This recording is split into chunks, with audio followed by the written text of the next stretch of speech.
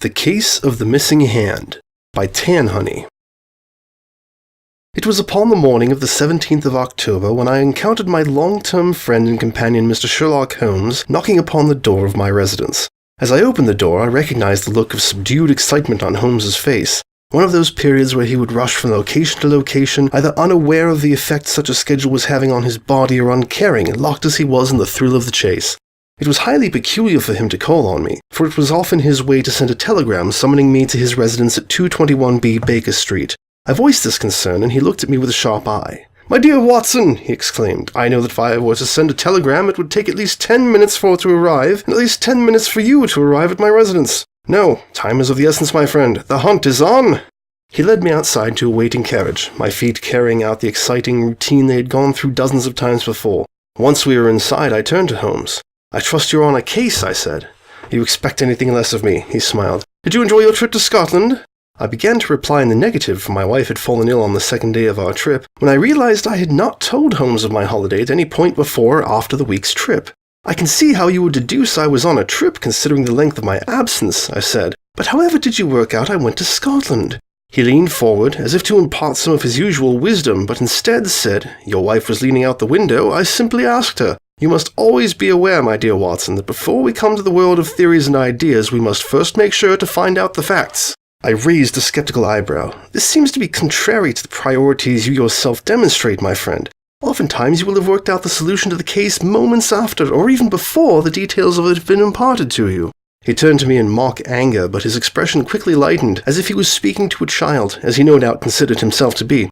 "I must not underestimate you, Watson. You saw through my ruse. Facts are cold liars. Oh, they never lie themselves, but they throw decoys, red herrings right in front of us. A theory is the lance that punches through their shield and allows us access to the truth, whether it be good or bad. You have learned a lot, Watson. Who knows, perhaps you would be the one to fool Sherlock Holmes." He chuckled lightly, knowing that this could never happen. "Very well, enough games. I will tell you of the case. 2 years ago, a Mr. Daniel Hyman moved to London from his previous residence in America after the death of his wife. He brought with him his 5-year-old son, Robert Hyman, and 17-year-old daughter, Elizabeth Hyman. He was a recluse and a tinkerer, often spending days and days experimenting with his inventions. None of them appear to have seen the light of day, so I can imagine his efforts were wasted. He does not appear to have achieved anything of much interest, and his life appears to have been dull and, regrettably, short. He's dead. It is more often than not the case in our, cases, is it not, Watson? We are surrounded by death. I would lament this, but it is unwise to bite the hand that feeds us. Daniel Hyman was found dead last week. His hand was missing, and it appears that he had died of blood loss." "A straight cut?" I asked. "The hand, I mean." "No, it had been torn off as if by some savage beast." "Good God!" I ejaculated. "It is a dreadful affair," Holmes agreed. "He was not a rich man, so I do not see either of the children doing it for the inheritance. I have searched his quarters before and found nothing of note. I am not willing to simply leave this case unsolved, Watson, so I have called upon you, as you often are instrumental in our cases. The police have no suspects, and neither do I. Perhaps with a second search we will find something more." It was 15 minutes before our carriage arrived at the Hyman residence. Holmes got out, leaving me to pay the driver as was his way. Holmes knocked twice before the door opened to reveal Miss Hyman, staring at us with tear-streaked eyes. "Mr. Holmes," she cried, "you've discovered something more? Who is this man?" She turned on me, hostility clear on her expression. "Is he a suspect?" she demanded.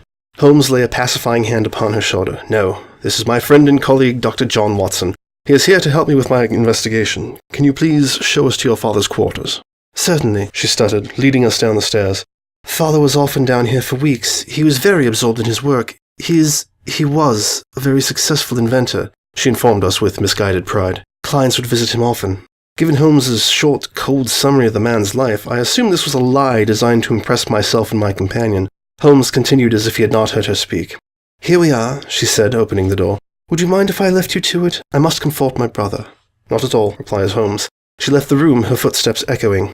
Mr. Hyman's chambers consisted of a small writing desk, a few cupboards, a wardrobe, and a bed. The writing desk was covered in blank sheets of paper. The state of the bed showed that it was slept in often. I saw nothing else of interest in the cold room where the man had died, and appearances suggested that neither had Holmes. No inventions, nothing but the evidence of a broken man. "Get searching then, Watson," said Holmes. "The game is afoot." He said these words sadly, as if utterly defeated by the lack of evidence in the room. I approached a cupboard and yanked it open. It was full of cutlery, knives and forks simply shoved in among the plates. An untidy man, no doubt. I lifted my head to see Holmes open the wardrobe with a triumphant expression, only to resume his deflated one. And then he was triumphant again, and a few seconds later, full of sadness. My heart dropped. "Holmes," I asked, "are you all right?" He turned to me. "Watson, what are—" He blinked as if confused. "Watson, what are—" he repeated. Stepping sideways for a better look, I noticed the glint of light reflecting off glass. Surmising that this was the cause of Holmes' confusion, I lifted my revolver and fired a single shot. The glass smashed. Water poured out of the wardrobe, followed by a small fish. Holmes came back to himself. "A fish?" he said to himself. "Aha! A fish!" Miss Hyman came rushing into the room, obviously agitated by the loud bang. "What happened?" she gasped. I thought that the murderer—" Holmes raised a hand to stop her. No murderer. I think it is best we gathered in the dining room." We sat there, the body of the fish in the middle of the table, the water that covered it staining the fine tablecloth. Holmes turned to me to begin the proceedings. "You received a letter earlier?" he asked. "You have traces of envelope paper under your fingernails." "Yes, it appears my wife's illness is worse than I thought. I will have to return to my home as soon as we are finished here." He nodded. "Well, I will not keep Dr. Watson long. With the evidence we have gained, it is simply elementary. This fish is obviously the cause of your woes, Miss Hyman," he said, nodding to her. "How is that possible?" asked Miss Hyman. "It is but a fish." "With what happened to me, Miss Hyman?" replied Holmes. "It is obvious that this fish somehow has the means to tamper with the memories of man. No murderer, Miss Hyman, just a fish. It is now dead, and its sinister practice is undone." "I find this very unlikely, Holmes," I commented. He turned to me. "What have I always told you, Watson? When you have removed the impossible, whatever remains, no matter how improbable, must be the truth. If you look in this fish's mouth, you will note the sharp teeth. Your father stayed in his quarters for weeks at a time. No doubt on one of these occasions he must have been feeding the fish. Its effect caused him to put his hand in the bowl again and again, until there was nothing left of his hand and he bled to death." "This fish was an instrument of murder," I said. "Who would have done this?" "Himself, I suspect. He was an eccentric man, and he would not have been able to resist a specimen such as this, and so he kept it in his quarters, studying it often." "Nobody will believe this, Mr. Holmes," said Miss Hyman. "I do not think that's important, Miss Hyman. Do you believe it?" We walked through the park towards my home. Holmes said, "I am sure your wife will recover soon enough, and you'll be ready for another case, my friend." I laughed. "You could do without me, Sherlock." "Of course not, John. You have saved my life, after all." He was a very successful inventor. Clients would visit him often. "Many times, Holmes. I fear I do little else." "No inventions, nothing but the evidence of a broken man." "May it never change," said Holmes, as I looked down at the hand which had saved Sherlock Holmes. "Who knows? Perhaps he will be the wonderful Sherlock Holmes." I shot Holmes through the back of the head.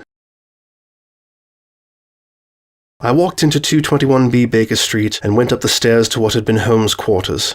As arranged in his letter to me, Mycroft Holmes had left the door unlocked and was sitting in Holmes's armchair smoking a pipe. "You did it?" asked Mycroft. "Yes," I said. "Have you arranged the rest?" "My men will move in and give Miss Hyman and her brother the necessary amnestics."